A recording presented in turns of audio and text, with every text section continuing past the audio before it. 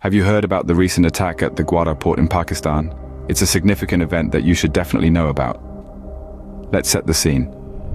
The Gwadar port, a strategic deep-sea port on the Arabian Sea, currently under the control of China, was recently the epicenter of a shocking attack. The orchestrators, the Balochistan Liberation Army militants. In a brazen display of defiance, these militants executed a substantial attack on the port. They launched an initial onslaught of gunfire, which was swiftly followed by bomb blasts.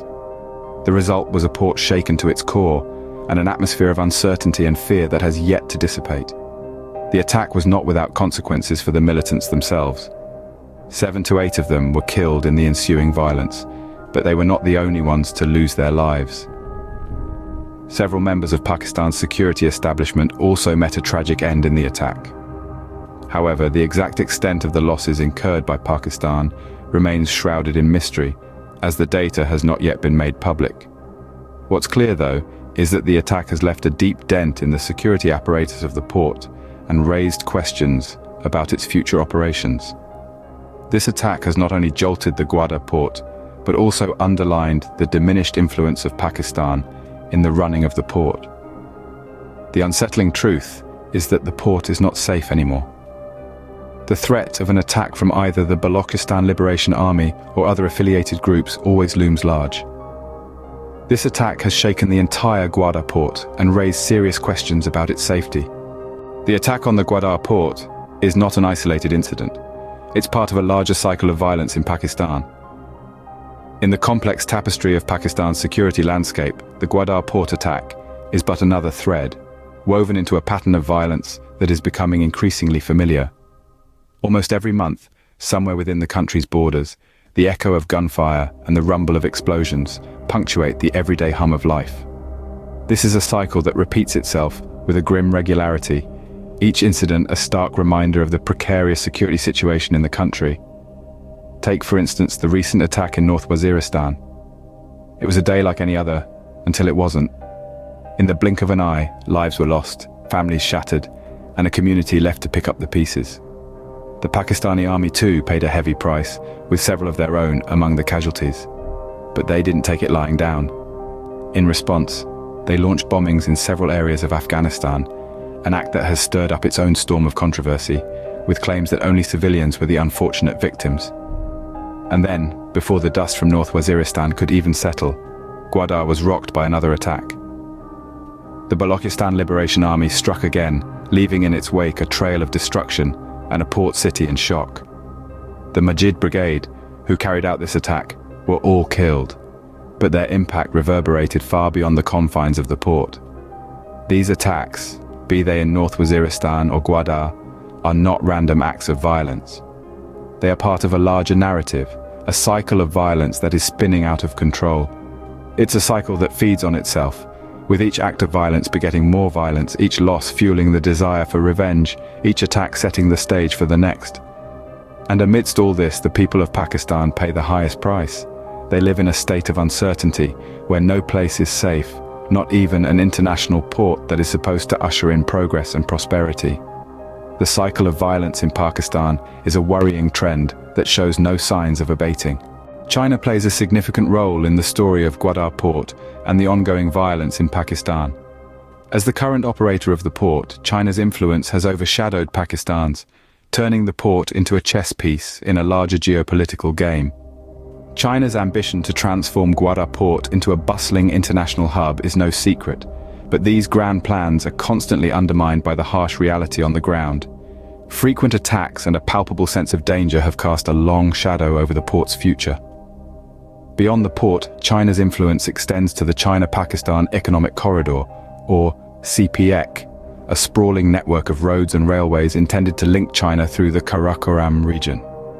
But as we approach the middle of the 2020s, it's clear that the CPEC hasn't been the boon for Pakistan that was originally promised.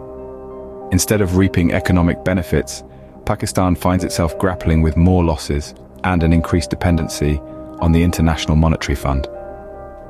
This isn't to say that China's involvement has been entirely detrimental. There are undoubtedly many in Pakistan who welcomed the promise of investment and infrastructural development.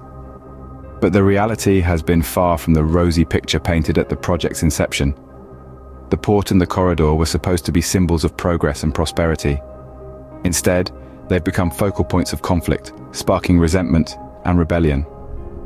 The Balochistan Liberation Army, one of the most vocal critics of China's involvement, had warned of these outcomes. Their concerns, once dismissed as separatist rhetoric, are increasingly looking like accurate predictions. In their view, the CPEC and the development of Gwadar port are primarily serving China's interests, with little regard for the well-being of the local population. China's involvement in Pakistan, particularly with the Gwadar port and the CPEC, is controversial and fraught with challenges. The Balochistan Liberation Army is a major player in this story. Understanding their perspective is crucial to understanding the situation.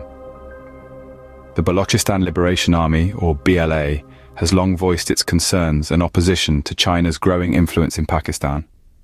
One of their primary objections is the China-Pakistan Economic Corridor, or CPEC. From their perspective, CPEC has not brought about the promised benefits for Pakistan. Instead, it has increased the country's dependence on external entities, such as the International Monetary Fund. The BLA's attacks on Gwadar port, a critical node in the CPEC network, can be seen as a manifestation of these concerns. To them, these actions are not just acts of violence but a form of resistance against what they perceive as economic exploitation and neo-colonialism by China. They argue that China's plans for Gwadar port and other projects under the CPEC banner are designed more for Beijing's benefit than for the people of Pakistan. Furthermore, they warn that the CPEC, which was projected to create extensive road and rail networks linking China through the Karakoram region, is not as profitable for Pakistan as initially thought. They believe that the project has caused more harm than good, leaving Pakistan in a precarious economic position. The BLA's warnings seem to be coming true. As we move into the mid-20s, it's clear that Pakistan has not reaped the expected benefits from the CPEC.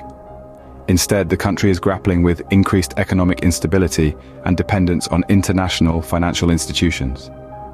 All this paints a bleak picture of Pakistan's economic future, at least from the BLA's perspective. However, it's important to remember that this is just one side of the story. There are other perspectives and factors at play which we will delve into in the next part of our discussion. The Balochistan Liberation Army's perspective provides a different lens through which to view the situation in Pakistan and China's involvement.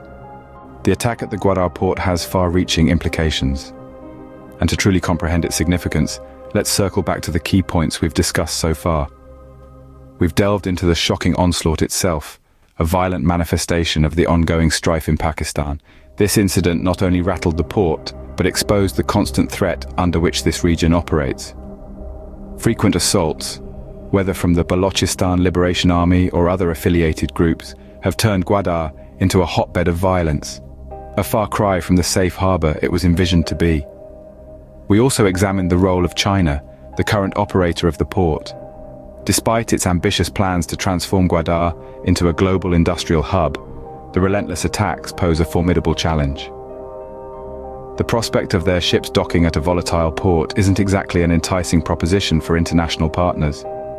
The Balochistan Liberation Army's perspective, too, has been a critical part of our discussion. Their warnings about China's plans, initially disregarded, now carry a disturbing ring of truth. The China-Pakistan Economic Corridor, once hailed as a game-changer, has not brought the anticipated benefits to Pakistan. Instead, it appears to have deepened the country's economic woes, with Pakistan now heavily reliant on the International Monetary Fund. Now, let's consider the implications of the attack. The constant threat to safety at Gwadar port is undeniable. This raises serious questions about the feasibility of China's plans to develop the port into a thriving international hub. Moreover, the Balochistan Liberation Army's dire warnings about the China-Pakistan Economic Corridor have proven to be accurate. This not only validates their perspective, but also raises concerns about the future of the project and, more broadly, Pakistan's economic stability. The attack at the Gwadar port is not just a single event, but a symptom of larger issues in Pakistan and the region. It's a chilling reminder of the complex web of political, economic, and security challenges that continue to plague this area. And as we move forward, it's crucial that these underlying issues are addressed, not just for the sake of Gwadar port, but for the stability and prosperity of the entire region.